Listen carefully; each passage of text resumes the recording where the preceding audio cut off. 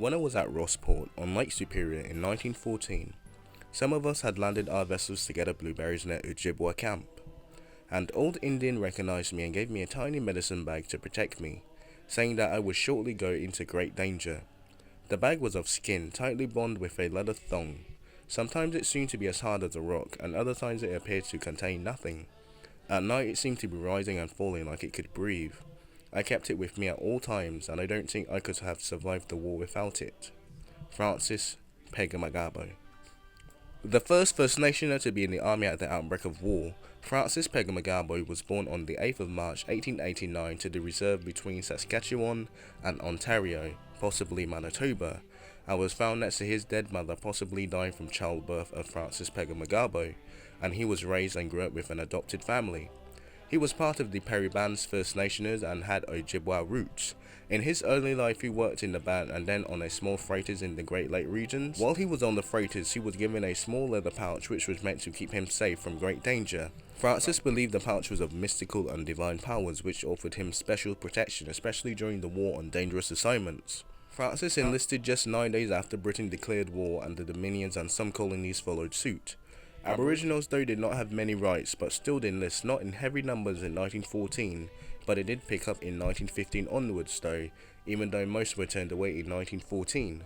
On the 20th of August 1914, Francis Pegahmagabow was on his way to Quebec, the training grounds for the Canadian Expeditionary Force, to go to France. After basic training, in a few months he would be on his way to England, where he would undergo some more training due to trench warfare setting in.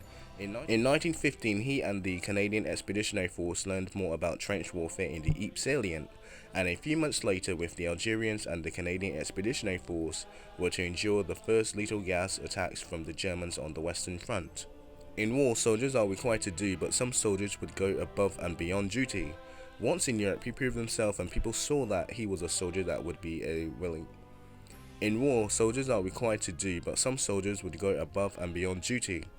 Once in Europe, he proved himself, and people saw that he was a soldier that would be willing to take extreme risks and had special skills. So he spent a lot of the time as a sniper in no man's land and running messages between headquarters. Snipers are chosen for eyesight, reflexes, marksmanship and patience, making most of the colonial whites actually the top tier go-to snipers of the war.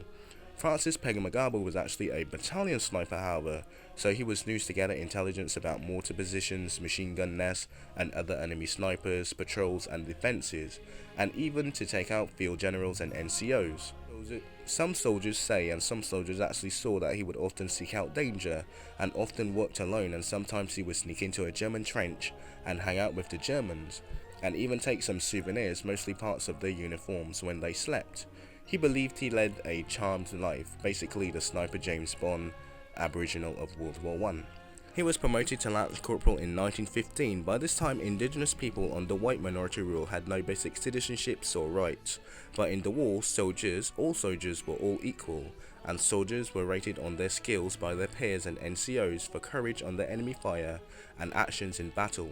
Lance Corporal Pegahmagabow was distinguished in this regard. In 1916, he was actually recommended for the Conduct Medal, as the letter reads. He carries out messages with great bravery and success during the whole actions at Ypres, Fosber and Gavanji.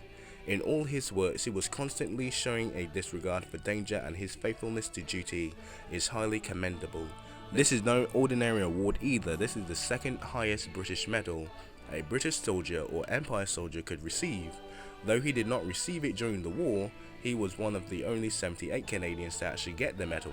In 1916, he wanted to revert to private at his own request. In 1917, he was wounded in the leg. It could have been a longer stay in the hospital, but due to an active letter-writing campaign, he had returned to the front within May. In November, he fought at Passchendaele and got another military medal for his actions there as well, mostly maintaining contact with units on the flanks and guiding lost relief units.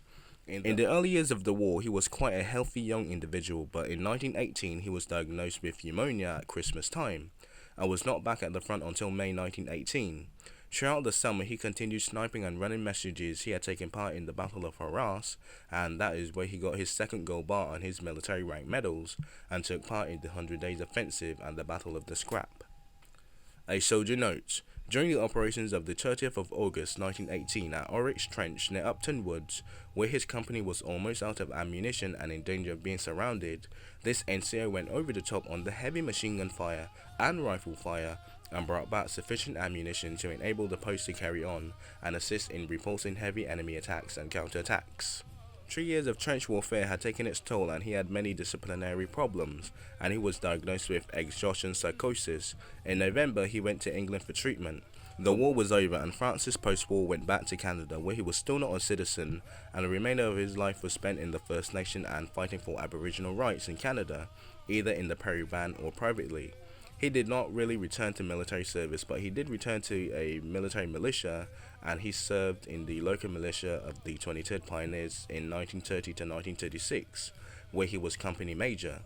Francis Pegahmagabow died on the 5th of August 1952 and was buried close to where he was found almost 61 years ago. He had ended the war well. Firstly, on a Canadian standpoint, only 38 Canadians to actually have gotten 2 bars on their military medal, and basically he is the most decorated First Nation soldier of all times.